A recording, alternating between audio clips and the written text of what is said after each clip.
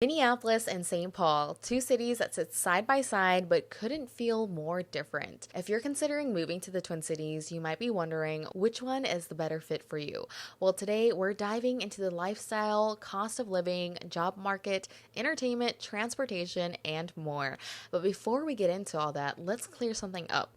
Why are they called the Twin Cities? When people talk about Minneapolis and Saint Paul, it's easy to lump them together as one city. But the truth is, they were two completely separate places that just happened to grow into each other. St. Paul started first as a river settlement, then grew into the state capital. Minneapolis popped up a little ways upriver, built around the falls and flour mills, and for a long time, they were rivals. Two different metros with their own identities, their own downtowns, and even their own sports teams and newspapers. The Mississippi River runs right between them. Eventually, both cities expanded so much that their edges met, and people started calling them the Twin Cities. But even today, you can feel the separation. Hey everyone, if you're new to the channel, I'm Lola. By day, I'm your favorite realtor right here in the Twin Cities, helping people buy, sell, and find the right community to call home. But by night, I dive into Minnesota's darker side. The true crime cases, chilling folklore, and haunting mysteries that remind us this state isn't just lakes and hockey. Each week, I share new videos about life here in Minnesota, from what it's like to live in the Twin Cities to the strange and unforgettable stories that have become a part of our history.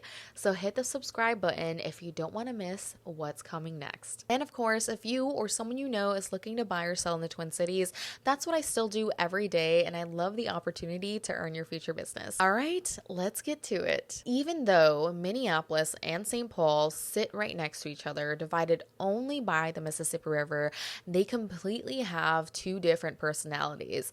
Minneapolis is the bigger, busier city. It's Minnesota's business and cultural hub, with Fortune 500 companies, tech startups, stadiums, and major entertainment venues all packed into the core. Downtown has more high-rises, modern apartments, neighborhoods like North Loop, Uptown, and the Mill District give you that trendy urban feel, with lofts, rooftop patios, art museums, and concert halls. And the energy in Minneapolis is faster paced. It's where you'll find more of these city nightlife, concerts, and bigger cultural events. St. Paul, on the other hand, feels more traditional and historic. It's the state capital, so politics and government are front and center here.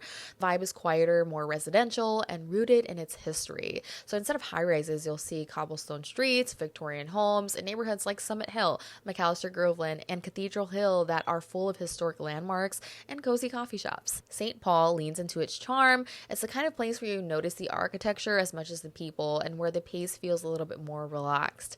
One of the biggest differences you'll notice is how each city approaches green space. In Minneapolis, the outdoors is built right into the fabric of the city. You've got the chain of lakes and the Midtown Greenway cutting across the city, so it's easy to step outside your front door and instantly be on a trail, at a lake, or at the park. That access is part of daily life here, and it's one of the things that makes Minneapolis stand out nationally. St. Paul takes a completely different approach. Instead of trails waving through every single neighborhood, it's more about destination parks. Como Park, Phelan Park, and Indian Mounds are huge community spaces, and it's where people gather for festivals, family outings, or just to enjoy the outdoors. It feels more like you plan a trip to the park rather than stumbling onto a trail as a part of your commute. Shopping and everyday errands also look different depending on which side of the river that you're on. Minneapolis leans trendier and more modern. Uptown and North Loop are full of boutique shops, coffee roasters, and restaurants that change with the trends.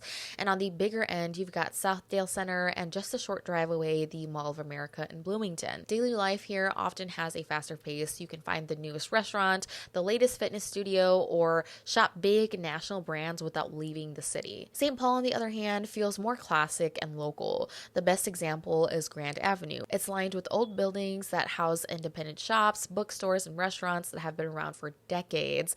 There are fewer big box malls inside St. Paul itself, so the vibe is more small business, less corporate. Running errands here feels slower, more community driven. You get to know the same businesses over time. When you zoom out past the city limits, you start to see how Minneapolis and St. Paul each shape their own side of the metro too. The west side of the Twin Cities has more of that corporate, modern energy that flows out of Minneapolis. You'll find a lot of the big shopping destinations, corporate campuses in places like Minnetonka and Eden Prairie, and entertainment hubs that lean toward newer, bigger things. The suburbs suburbs here feel tightly tied to Minneapolis because so many people commute into the city for work or head there for concerts, sports, nightlife, etc. The east side, anchored by Saint Paul, feels different. It has more of a community and tradition-driven identity.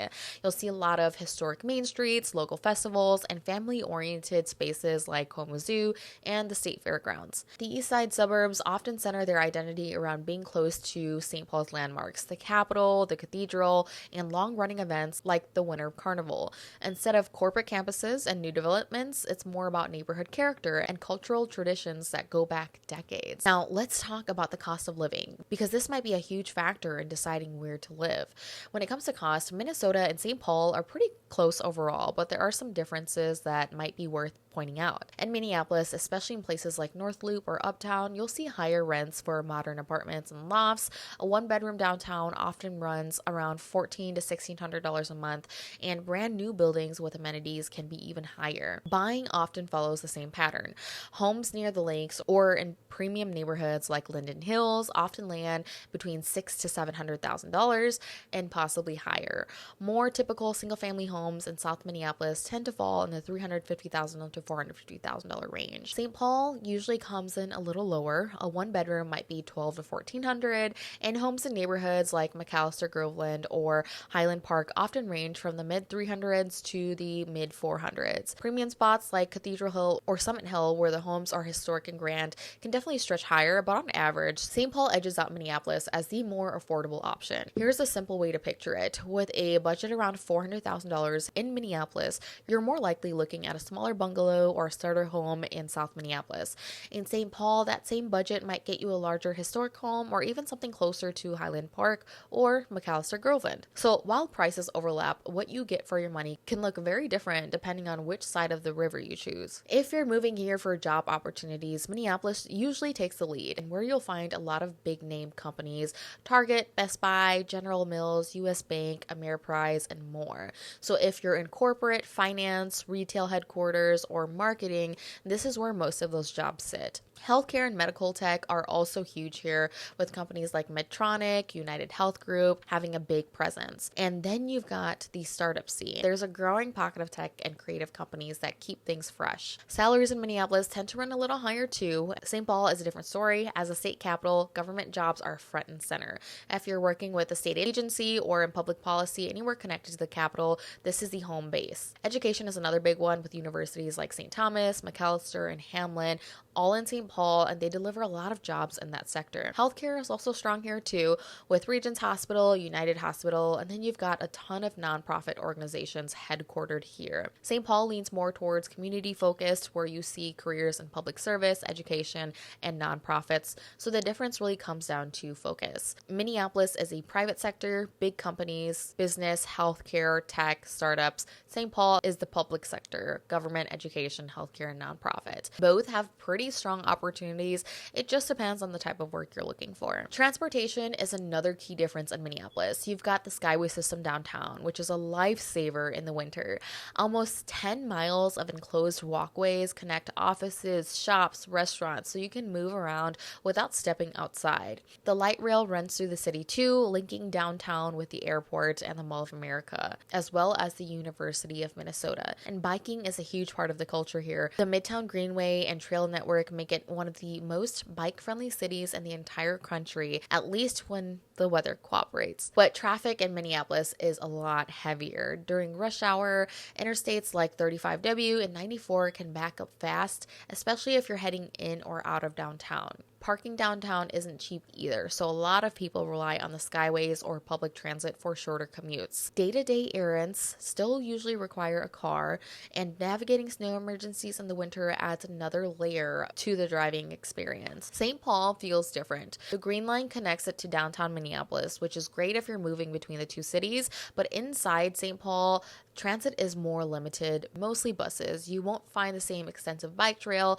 or Skyway system that Minneapolis has because the city is older, the streets are narrower, and winter parking rules can make things tricky. The upside is that the traffic here is lighter, so commutes are usually less stressful than in Minneapolis, even at rush hour, and the St. Paul roads just don't feel as congested. So at the end of the day, Minneapolis and St. Paul might share the Twin Cities nickname, but they're two very different places. Either one is better. If you want modern energy, new development, and a big city feel, Minneapolis might be your fit. If you're drawn to historic charm, community events, and more laid-back pace, St. Paul might feel more like home. And the best part is you don't really have to choose. The river might divide them, but people cross back and forth all the time for work, festivals, restaurants, or just fun. Living in the Twin Cities means you get access to both personalities, which is what makes this metro so unique. I'd love to hear which side you think you'd vibe with more. Drop a comment and let me know, Minneapolis or St. Paul. From Minnesota homes to Minnesota mysteries, I cover it all here.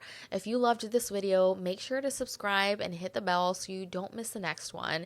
And if you're ever thinking about making a move to Minnesota, all of my info is dropped below, and I'd love to help in whatever way I can. Until then, I'll see you in my next story.